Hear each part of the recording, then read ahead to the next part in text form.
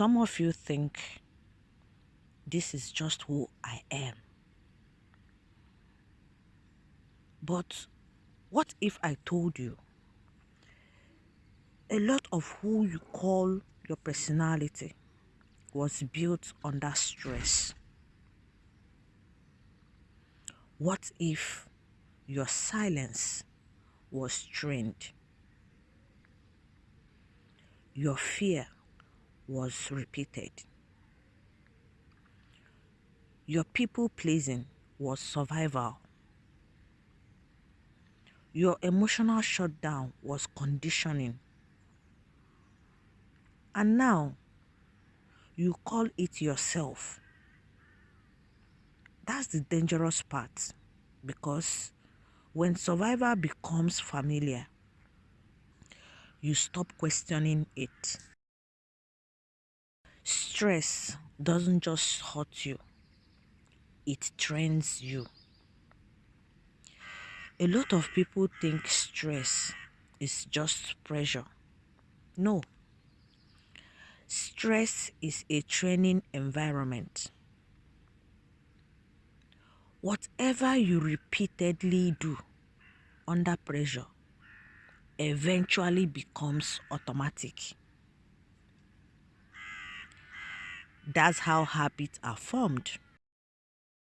If every time there was a conflict in your childhood, you stayed quiet to avoid punishment, eventually silence becomes your identity. If every time you express yourself, you were mocked, ignored, or emotionally attacked, eventually hiding becomes normal. And this is why many adults don't even know who they really are, because they were trained by fear before they discovered themselves. That's deep. Some people were never allowed to become themselves naturally. They became adaptations. Childhood survival becomes adult personality. I started realizing something painful. Some things we call maturity are actually trauma response. You call yourself independent, emotionally strong, low maintenance, quiet. But if we go deeper, maybe you learned asking for help brought disappointment. Expressing emotions brought danger. Needing people brought pain. So your nervous system adapted. And adaptation repeated over years becomes identity. That child who kept surviving difficult environments eventually becomes the adult who struggles to relax, because survival mode never turned off. Some people are still reacting to environments they left years ago. Physically grown, but internally still defending themselves. You were rewarded for abandoning yourself. This is where it gets dangerous. Sometimes the world rewards trauma response. People praise you for being quiet, tolerating disrespect, carrying everything alone, never complaining. And because it gets rewarded, you think it's healthy. But let me tell you something brutal. Just because people benefit from your self-neglect doesn't mean it's strength. A lot of us learned how to betray ourselves early. You walk into rooms already prepared to over-explain, shrink, avoid tension, make others comfortable. Why? Because your body learned safety comes from disappearing. That's not confidence, that's conditioning. And the scary part, you can do it for so long, you stop noticing you are doing it. Your body remembers what your mind forgot. Some of you don't understand why certain people trigger you. Criticism destroys your mood. Conflict makes you shut down. Love feels uncomfortable. Your body remembers survival patterns. Even when your mind tries to move on. This is why healing is deeper than motivation. Because trauma is repetition. The body learns through repetition. The mind learns through repetition. Identity forms through repetition. That means what stressed you repeatedly, trained you repeatedly. And now your nervous system reacts automatically. Some people don't even choose relationship consciously. They choose familiarity. Even if familiarity hurts. That's why people repeat toxic cycles. Not because they love pain, but because pain becomes recognizable. What you call normal may actually be damage.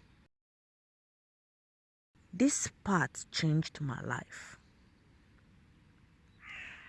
I realized just because something feels normal doesn't mean it's healthy. Stress can become so repeated that dysfunction starts feeling comfortable. Chaos feels exciting. Silence feels suspicious. Peace feels boring. Healthy love feels unfamiliar. Why? Because your nervous system got trained inside instability. Some people only feel alive when something is wrong. That's not personality. That's conditioning.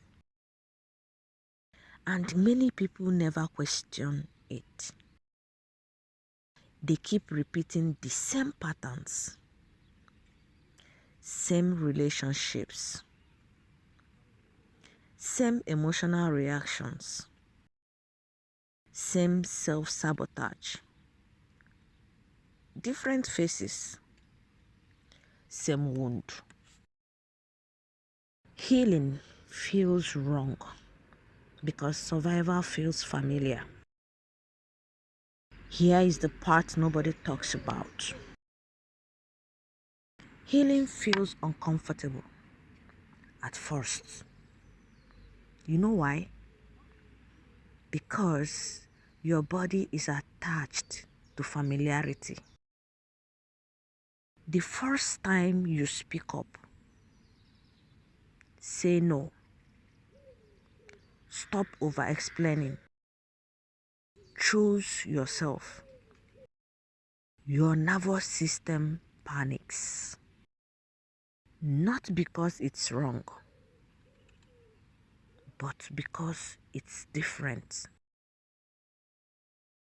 People think healing feels peaceful immediately.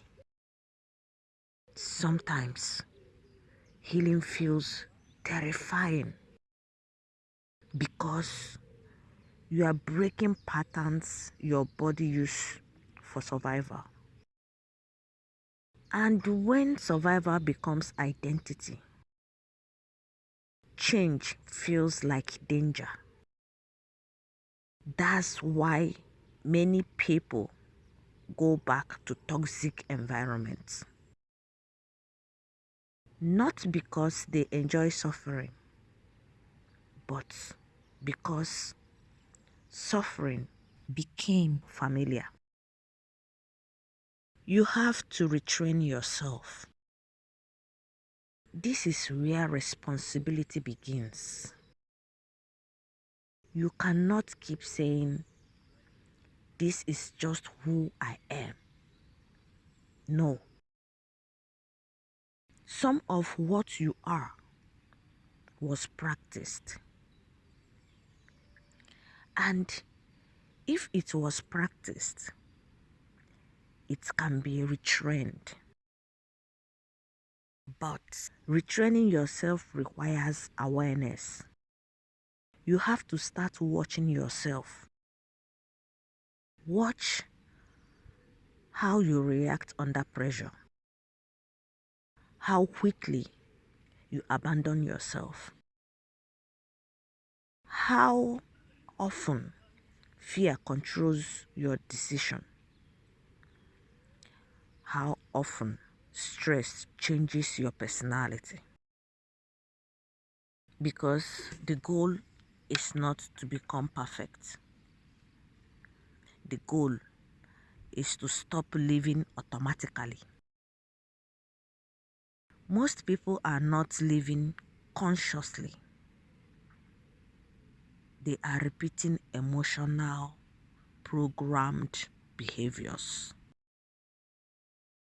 And repetition creates identity. So, if stress trained you one way, you can train yourself another way. Slowly, intentionally, repeatedly. A lot of you are blaming yourself for patterns you learned in survival. But now that you see them, you have responsibility because awareness changes everything. The moment you notice, "I only do this when I feel unsafe," now you can interrupt the pattern. And that's where freedom starts. Not when life becomes easy, but when you stop letting old survival pattern control your future. Because maybe You were never broken. Maybe you were trained by stress for too long. And now it's time to train yourself differently.